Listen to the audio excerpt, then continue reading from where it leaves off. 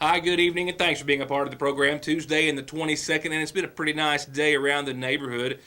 Baseball officially and softball, mind you, kicks off tonight. We've got a camera there for the ribbon cutting ceremony and the first pitch. We'll have that for you tomorrow, as well as some news that I'm still holding over from last week, as well as coverage of last night's Sagersville City Council meeting. Tonight, though, we'll focus with video as much as time will allow, coverage of last night's McGoffin County Public Library Board meeting and the outcome of which, I guess we could say. We'll talk about a little else, actually. Weather information.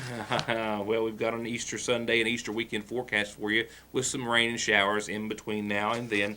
And we've got more to talk about on your calendar as well. Only a few other reports to pass along to you tonight, and one does center around Senate Bill 195. It did pass the Senate committee yesterday and appears to have some momentum behind it. The bill would provide death benefits to families of firefighters who pass away from cancer while serving, giving those firefighters' families line of duty death benefits if they passed away from cancer, once again, while serving in that capacity. The bill did pass the Senate committee. It now goes before a full House for their consideration, and the Senate must approve and vote on it as well as a whole before it will take effect. Federal prosecutors are suggesting former state representative Keith Hall of Pikeville served just a little over 8 years in federal prison for bribing a state mining inspector who was assigned to several of his coal mining operations. 56-year-old Hall, who is from Pike County and who served in that capacity for nearly 15 years until he lost re-election in 2014, is set to be sentenced on Thursday of this week by U.S. District Judge Karen Caldwell in Lexington. A motion filed earlier this week by the prosecution says that he should face the maximum sentence allowed under federal sentencing guidelines because his crimes were so serious. The fact that he lied to conceal his crimes, and given that he has a significant history of prior ethics violations in the General Assembly. Hall paid or arranged to have paid more than $45,000 to Kelly Shortridge from a period of 2009 through 2010 after the Kentucky Division of Mine Reclamation and Enforcement assigned Shortridge to inspect Hall's mines, and in exchange for those payments and those bribes, Shortridge would look the other direction or delay citing violations at Hall's operations, giving the lawmaker the ability to sometimes even mine coal that was not in the areas that he was permitted to do so. He was convicted last June after a 5-day trial.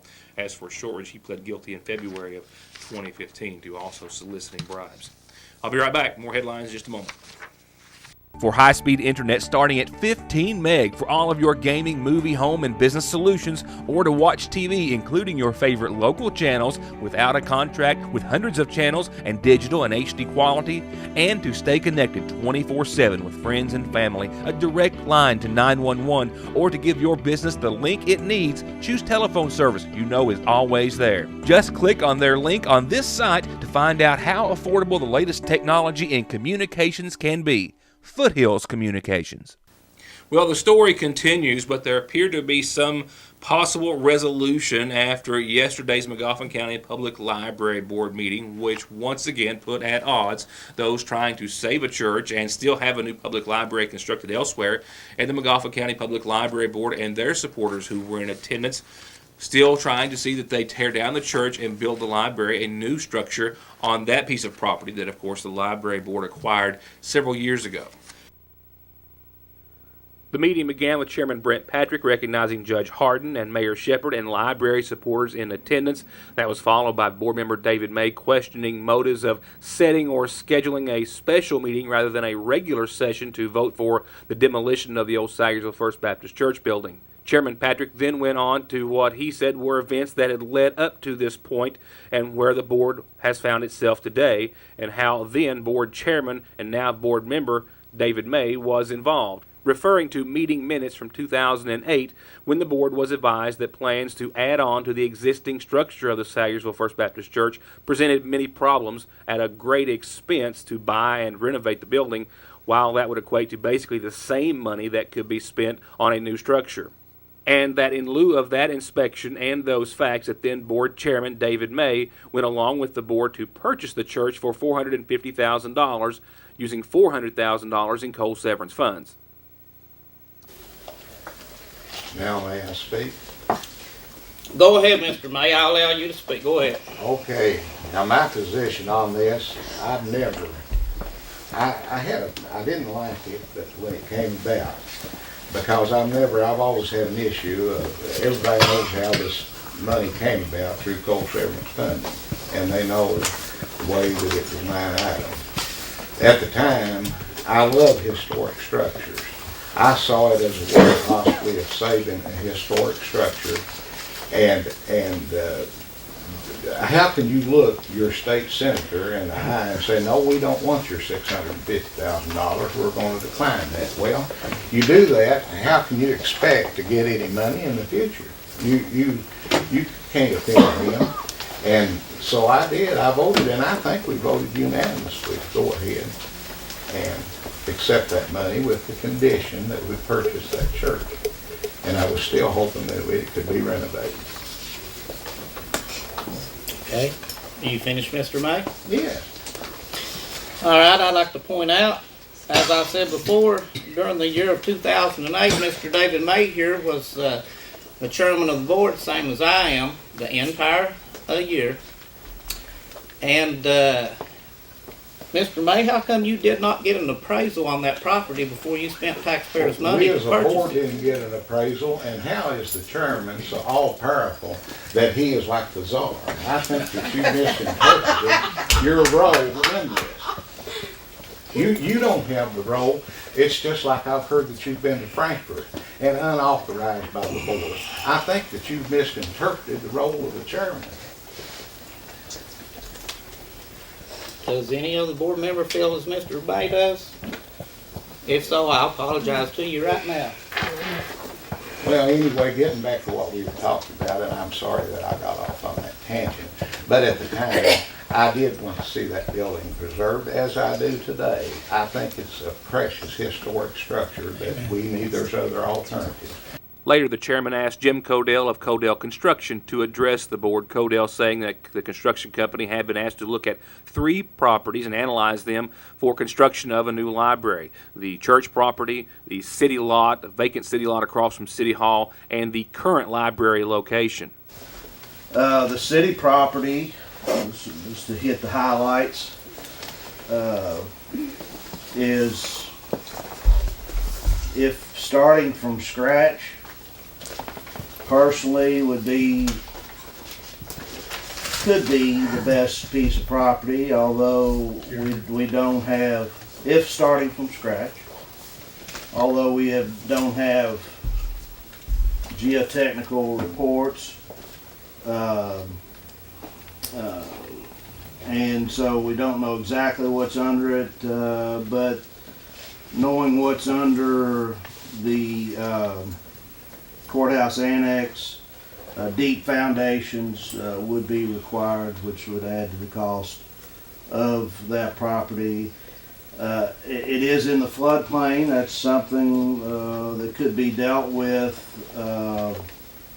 fill, but again, additional cost.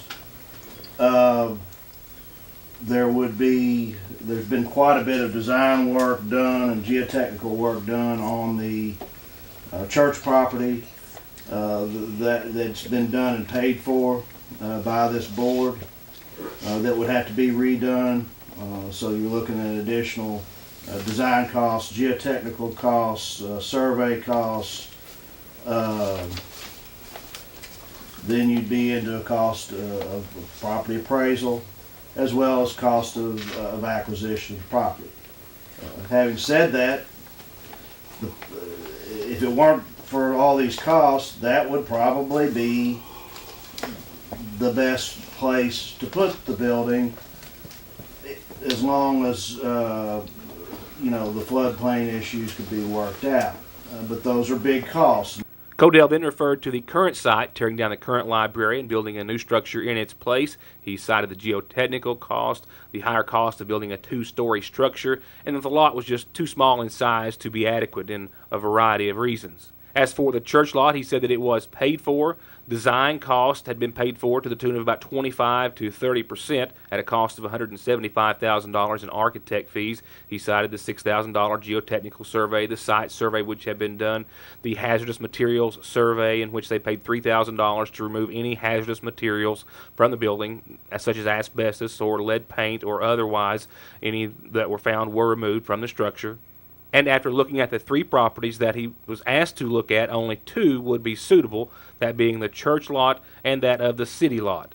The church lot, with the purchase price figured in of the $450,000, having a cost of $676,000 invested to date, while the city lot would have a cost of about $366,000 of investment, factoring in the purchase price. I think it's not so important how we got here, but where we go from here. Yes.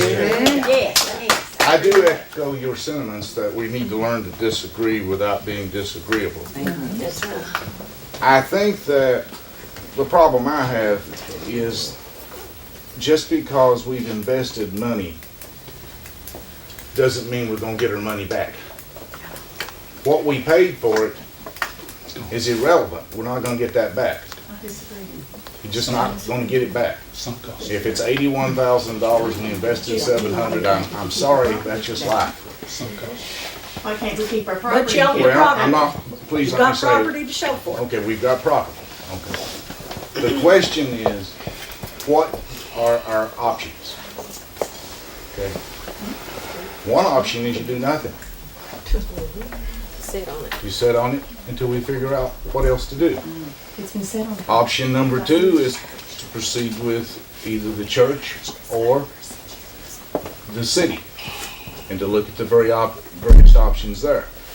Now, I've heard it quoted that if we aren't shovel ready, we won't be eligible for those funds. Have we been guaranteed those funds and how much funds we would get? Has anyone made application? Assuming it passed, does that mean that, I mean, I don't know, how much are the potential of the funds?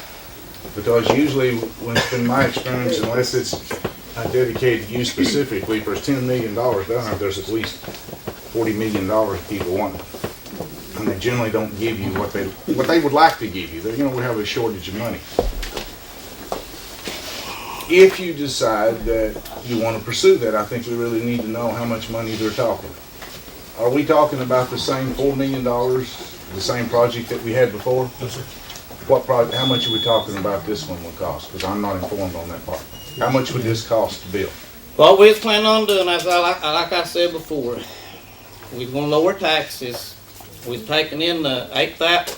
We was taking in everything. Okay, we was gonna cut down from building a 14,500 square feet, whatever it is, and we was gonna build what this county can afford and lower taxes for the people, and have more and be able to invest more programs for the children of this county. Okay, what's that cost? Well, what was the original budget? 3, almost 4 or something. You said 2 earlier, didn't you, Brent? Did you want to- It started out like 2 million, and then when the tax rates went up, their bonding potential went up. We put the options on the table. We used taxpayers' money to put the options on the table. The options came back.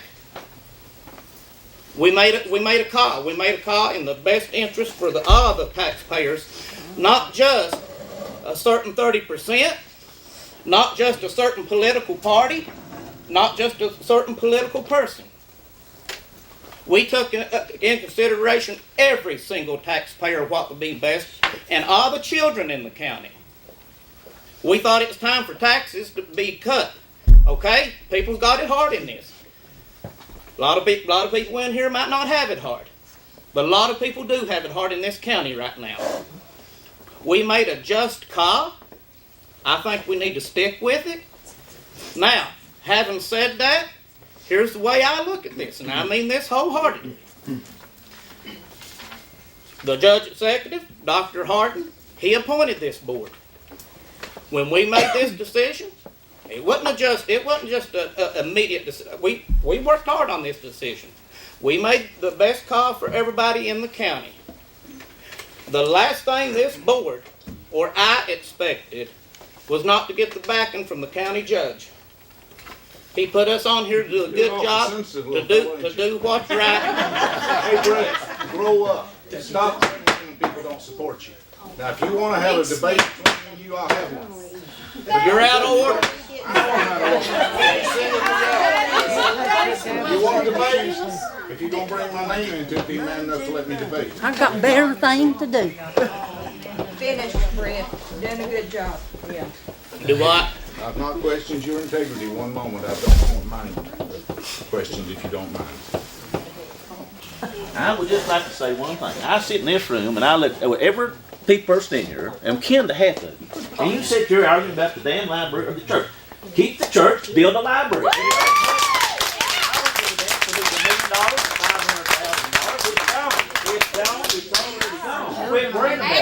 It ain't coming out of nobody's pocket now. This board has got taxes that can pay for a library. They get $280,000 a year in tax district money. They've got $1 million in the bank. They can do it. Yes. Because they have broke up. They went from 10,000, 14,000 to 7,500 square feet. They can pay for the damn library with what they got. They can keep the church, and everybody can be happy. Yes. Everybody be happy one time in this county. It's the first place I've ever seen that if somebody's happy, the other side's got to be mad because they're happy. Hell, let's all be happy. Keep the church, Yeah. build a library, and I from the city to make me happy because I don't want to put new police cars on the road. And I'm done. Now, Thank you, Pete. The meeting in its entirety lasted well more than an hour. There was some more heated discussion. There were some valid points also raised in the remaining part of the session. If you wish to see it in its entirety, as always, I will be making that available to you soon. In the end, however, a proposal by Judge Harden to allow himself and Codell Construction till the end of the month to possibly explore some alternate funding sources seemed agreeable to everyone in attendance and the board and chairman.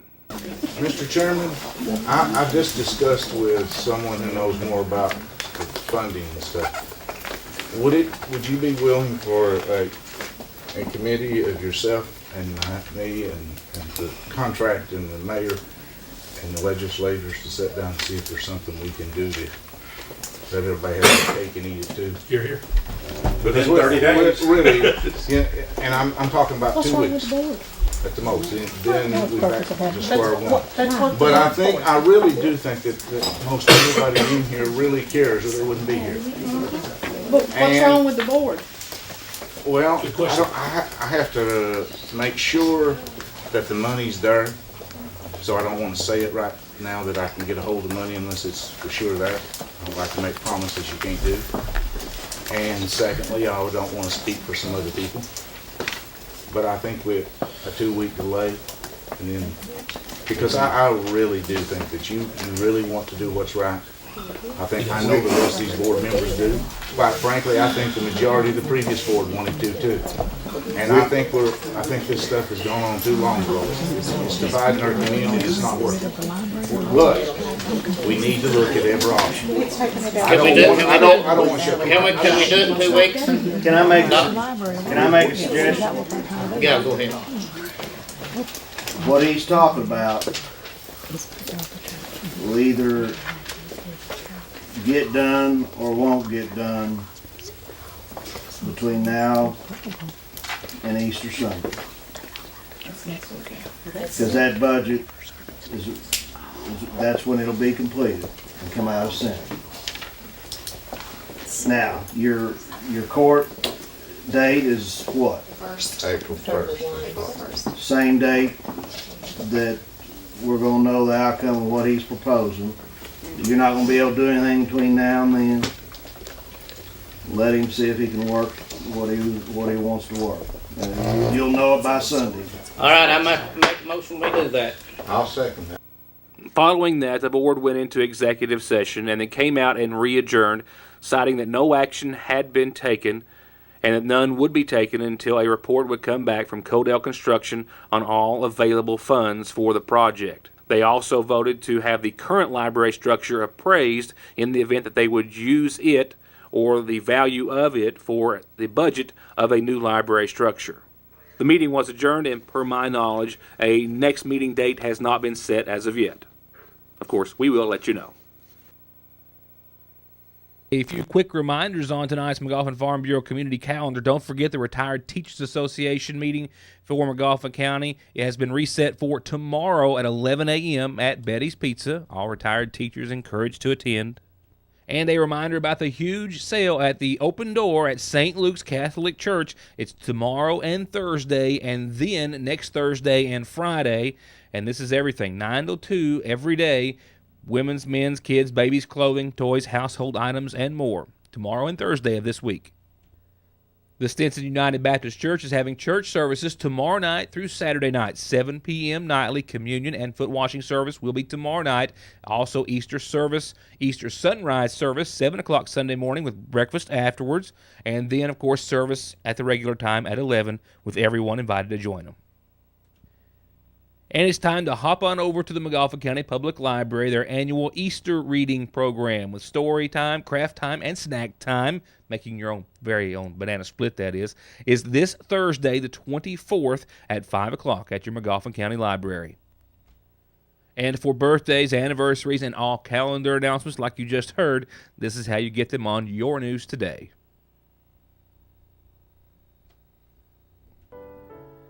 Brought to you by the McGoffin County Funeral Home. We now have services in honor of 73-year-old Ina Sue Patrick Marshall of Sagersville, who passed away yesterday, preceded in death by her husband Simon and a son, Stevie Joe. She's survived by sons Rick, Dewey, Simon Jr., Mickey, and a daughter, Carrie Bailey. Visitation will begin this evening, while funeral services for Ina Marshall will be held Thursday at 1 from the Sagersville Funeral Home Chapel. Services began this evening at 6. They will continue all day tomorrow after 10 a.m. and then up until, once again, services Thursday at 1.